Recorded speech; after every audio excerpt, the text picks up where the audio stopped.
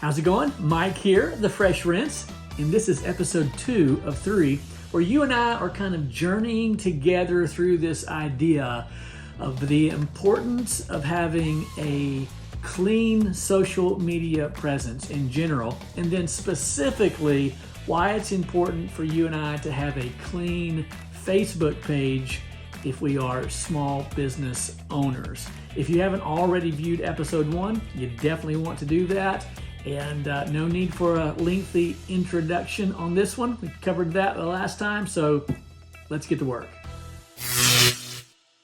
All right, welcome back. Be sure to hit the like button, the subscribe button, and if you really want to get crazy, hit that bell tab and you'll be alerted to future videos. In the last episode, we covered part 1 of why it's important to have a clean social media page.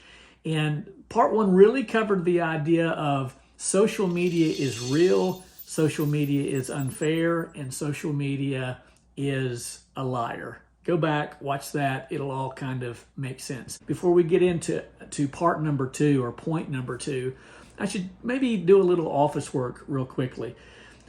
When I say that a social media presence, Facebook, and having a clean Facebook page, I'm not talking about your business page. I'm talking about your personal page.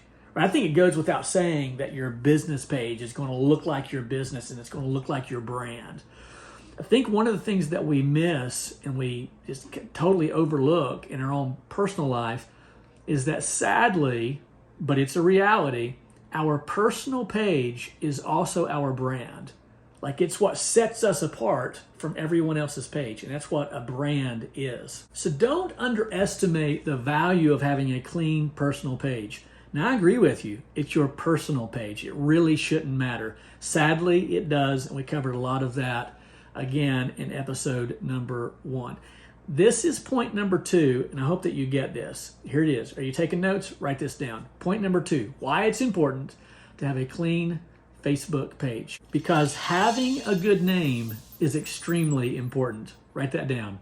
Having a good name is extremely important. I'm going to drag in some old reading here from Proverbs chapter 22 and verse 1. Listen to this. A good name, the Bible says, is rather to be chosen than great riches, and loving favor rather than silver and gold. A good name is rather to be chosen than riches. It seems like what the Bible is saying there is that it's not against riches, but it seems like it's saying that it's not in favor of us pursuing riches, but rather pursuing a good name, and then with that comes riches, and at the very least contentment here on earth. And so a good name is still very, very important. Let me give you a few illustrations. I think about a lot of the sports heroes, athletes that you and I, these common household names that really have a good name until they don't, right? This guy, he's an athlete. He's got a good name. Everyone wants to buy his jersey. Everyone wants to buy his shoe. And then he makes one social media post and he loses millions of dollars. Why is that? Because a good name is rather to be chosen than riches. Even Nike understands that they would rather sponsor someone who has a good name. And with a good name comes wealth and riches. My mother, this is crazy. My mother, who's been in heaven for over 20 years, she died on Christmas Eve 2001. So 20 years she's been in heaven. She went to her deathbed believing that O.J. Simpson was innocent. And you know what? He was. He just was, right? I mean, you can't prove it otherwise. A lot of people think that they can, but 12 of his peers said that he's innocent.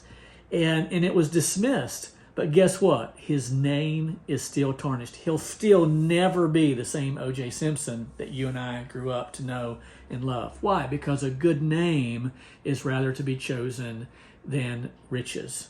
Here's a strong takeaway. Get this. A good name costs you absolutely nothing, but a bad name can cost you everything. Again, take these athletes. A good name costs you nothing. A bad name costs you everything. So something that costs you nothing can elevate you and promote you in ways that even hard work and a clean rig and knowing all the right people, all of those things are good. But if you have a bad name, they mean nothing. But if you have a good name, you can have lesser equipment, you can have lesser experience, and still be promoted. In fact, that's how you will be promoted in the marketplace. Bringing the Bible back in really, really quickly. Don't leave me just yet. I'm going to make a strong point here in just a moment. I remember the prophet Daniel, not because I knew him, but because I read about him.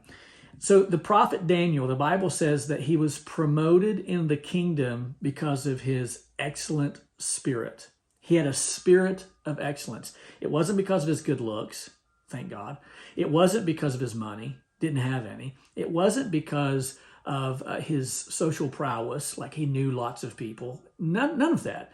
He was promoted among kings because of his excellent spirit. People took a hard look at his life. These kings, people in authority, took a hard audit of his life, and what they concluded was this was a man who had an excellent spirit, and he was promoted in the kingdom. I think sometimes we kind of get the idea that there's 1,000 other things that equate to success, but that's just not the case. What we have to have is an attractiveness that draws people in.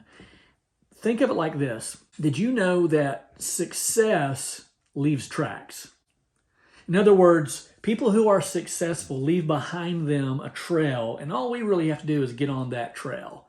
Well, your customers are looking for people who are successful, and they come to our page, and that's what they hope to find. But if they see failure, know this, failure leaves tracks as well. When they see a Facebook page that just looks like garbage, and it's all relative. I mean, who am I to tell you what your Facebook page should look like? I'm just telling you the reality of it, that it's important that when people, whoever it is, even our friends come to our page and they see success, people want to hitch their wagons to stronger wagons. We are used in that way to elevate others, even those around us, certainly those around us, our friends, elevate them because they want to follow that trail of success. It's a common understanding that employers, when having this hiring blitz, will literally go onto Facebook pages, social media platforms, and make some heavy and hard decisions. I mean, on paper, you look really good, right? I mean, you had, like, your pedigree was spot on. I mean, you dressed right for the interview. You had all the right words. You were groomed perfectly. I mean, it was like, this is the person. But then they go on to social media and they see that, you know, you got a bunch of garbage in your life. You say, I can hear you. I get it. I mean, I'm with you. If you say that's not fair and that's not a good example of who I really am, I absolutely get that. And I'm not going to unfriend you. That's for sure. I'm not your judge. But I will tell you, the marketplace is your judge. I'm telling you, that's just the way that it is. A good name is still important today. Like it's higher than accomplishments. A good name is higher than experience. Like really, there's nothing that will elevate you more than what people think about you, which is exactly what we're going to cover in episode 3. So here's a little practical application. Tonight, or when it's convenient, sit down and just do like a little 2-week audit of your Facebook page, your personal page. 2 weeks, and see, what have I posted in the last 2 weeks? What have people tagged me in that I didn't even know that I was tagged in? Do those things match my brand? And I'm not talking about my business brand because those are separate, but my life brand. Do those things match my life brand? Like, will those things attract success, or do they just by default look like failure? I think it'll make a difference, and that's my hope. I don't care to make a point. I want to make a difference, and I hope that this helps. All right, episode 3 coming up. My name's Mike. They call me the Fresh Rinse, and I'm out.